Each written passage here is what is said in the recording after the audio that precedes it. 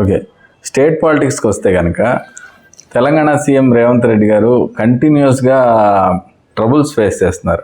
అంటే హెచ్సియు భూముల వివాదం కావచ్చు, లేదంటే సుప్రీంకోర్టు చివాట్లు కావచ్చు, ఇవన్నీ ఎలా అంటే అసలు ఎందుకు ఇలా జరుగుతుంది? ఒకటేమో కొంచెం దూకుడు మీద ఉన్నారు, మామూలుగా దూకుడుగా ఉంటమే ఆయన అసెట్ చిసేంద్రిలాగా ఉంటాడని షూటర్ అన్నది కాస్త ట్రబుల్ మేకర్ అయిపోయాడు, తనకు తను ట్రబుల్స్ మేక్ చేసుకుంటాడు అభిప్రాయం ఉంది. హైడ్రా దగ్గర నుంచి ఇది మొదలైంది అనేక రూపాల్లో అనేక సందర్భాల్లో. అలాగే ఇటు బీఆర్ఎస్ కూడా వాళ్ళు దూకుడుగా ఎప్పుడెప్పుడు మళ్ళీ మన స్థానంలోకి రావాలని ఉన్నారు. కాకపోతే ఈ వారం ప్రత్యేకంగా జరిగింది ఏంటంటే మీరు అన్నట్టుగా పార్టీ మారిన శాసనసభ్యులు లేదా కండువాలు మార్చుకోవటం, వీళ్ళకి సంబంధించి సుప్రీంకోర్టు జస్టిస్ గవాయి ధర్మస్థానం కీలకమైన వ్యాఖ్యలు చేసింది. మీరు ఏమనుకుంటున్నారు? రేవంత్ రెడ్డి ఏమన్నాడంటే శాసనసభలో ఉప ఎన్నికలు రానే రావు అని చెప్తే హరీష్ రావు లాంటి వాళ్ళు అభ్యంతరం పెట్టారు. కోర్టు ముందున్న దాని మీద మీరు ఏం చెప్తారని. కోర్టు మీద ఉంటే మటుకేంటి మాట్లాడచ్చు, ఈ సభలో మాట్లాడేదానికి రక్షణ ఉంది, మీరు బయటే మాట్లాడుతున్నారు కదా, ఎన్నికలు వస్తాయని మీరు బయట మాట్లాడవచ్చు, రావు అని నేను సభలో మాట్లాడకూడదు అని కొంచెం ఆ అంశం మీద కొంచెం స్ట్రెస్ హీట్ జనరేట్ చేసాడు. ఇప్పుడు సుప్రీంకోర్టు ఏమందంటే మీరు ఏదన్నా ఇష్టమేనా, ఈ ఫిరాయింపుల చట్టం మీద అనర్హత అన్నది స్పీకర్ పరిధిలో ఉండే అంశం మేము ఒప్పుకుంటాము, మేము స్పీకర్కి చెప్తుంటాము తొందరగా తేల్చండి అని. కానీ 2023 ఎన్నికలవి 2028 వరకు తేల్చకపోతే కూడా మేము చేతులు ముడుచుకొని ఉంటామని మీరు అనుకుంటున్నారా? మేము పరిశీలిస్తున్నామని తెలిసి కూడా మీరు ఎలా వ్యాఖ్యలు చేస్తారు? ఇలా ఆగ్రహోదగ్రం, మామూలుగా కాదు, ఆగ్రహోదగ్రమై ఎప్పుడు అనని మాట సుప్రీంకోర్టు ఒకటి అంది. ఆర్టికల్ 142 142 అని ఒకటి ఉంది. ఇదేంటంటే దేశంలో ఏ విషయమైనా సరే ఇది న్యాయం కాదు, ఇది ఇలా జరగాలని సుప్రీంకోర్టు భావిస్తే అలా చెప్పేయచ్చు.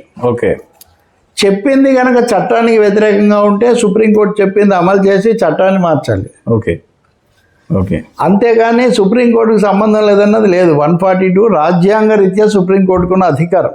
ఓకే, ఏ విధంగా అయితే సుప్రీంకోర్టు తీర్పు ఇచ్చిన శిక్షను రాష్ట్రపతి తగ్గిస్తారో, వాళ్ళు ఏమన్నారంటే మేము ఏ రాజ్యాంగ బాధ్యున్నైనా కానీ దీని కింద శాసించగలం అన్నారు. అంటే ఇది చాలా పెద్ద మాట. ఇది దీని ప్రకారం మేము చెప్పింది మీరు చేయాలి, లేకపోతే ఏదైనా చేయొచ్చు, మేము పరిశీలిస్తున్నాం, మమ్మల్ని నెట్టకండి అన్నారు. రెండోది ముఖ్యమంత్రి ఇక మీదటైనా సంయమనం పాటిస్తాడన్నారు, పాటించాలని కోరుతున్నాము అంటే హెచ్చరిక లాంటి.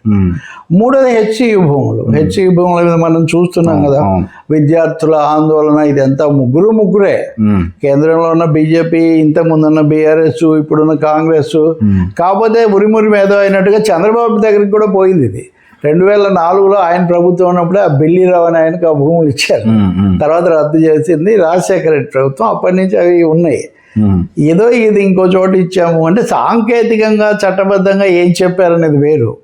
ఒక విద్యా సంస్థ కోసం ఉన్నది, పైగా పర్యావరణ రీత్యా కీలకమైంది కాబట్టి ఇవ్వద్దు అన్నదే ఇక్కడ ఒక అంశం. కానీ దీని మీద కూడా సాంకేతికంగా అది హెచ్సియుది కాదన్న వాదన మీద రేవంత్ ప్రభుత్వం దూసుకొని పోయింది. ఇప్పుడు సుప్రీంకోర్టు, హైకోర్టు కూడా చెప్పినా వినలేదు వీళ్ళు.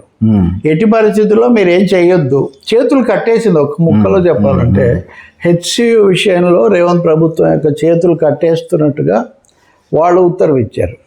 ఇదే ఎంతో కొంత హైడ్రా విషయంలో కూడా గతంలో ఇచ్చున్నారు. ఇంక ఈ లోపల ఏమైంది, మంత్రివర్గ విస్తరణ జరుగుతుంది, అంతా సిద్ధం అన్నప్పుడు అది కూడా ఆపేశారు ప్రస్తుతం. అంటే ఒకదాని తర్వాత ఒకటి గవర్నమెంట్కి ఇలా చొక్కెదురవుతుంటే అంటే ఎందుకంటారు? అంటే నేషనల్ పార్టీ రేవంత్ రెడ్డి ఇంకొంచెం ఆలోచించి నిర్ణయాలు తీసుకోవాలి, నలుగురిని కలుపుకోవాలి. సంయమనం అనేది కొంచెం దూకుడు, ఒక అసహనం కావచ్చు, లేకపోతే ఆయన మీద ఉన్న ఒత్తిడి కావచ్చు, తను నిరూపించుకోవాలి, తగ్గేదేలే అనే ఒక మతత్వం కావచ్చు, వీటన్నిటి వల్ల ఈ పరిస్థితి వచ్చింది. కానీ తగ్గాల్సి వస్తుంది. ఇప్పుడు హెచ్సియు మీద మంత్రులు కమిటీ వేశారు. అవును, తగ్గేదేలే అని ఆయన తగ్గి ఒక ముగ్గురితో కమిటీ వేసి అందరితో సంప్రదించండి అని చెప్పారు. మరి అదేదో ముందే చేసుకుంటే అప్పుడు ఈ పరిస్థితి వచ్చేది కదా. కాబట్టి ఇప్పటికైనా రేవంత్ రెడ్డి ముఖ్యమంత్రిగా కానీ ఆయన ప్రభుత్వం కానీ ప్రజాస్వామికంగా సంప్రదింపులతో వెళ్ళటం శ్రేయస్కరం. Right sir.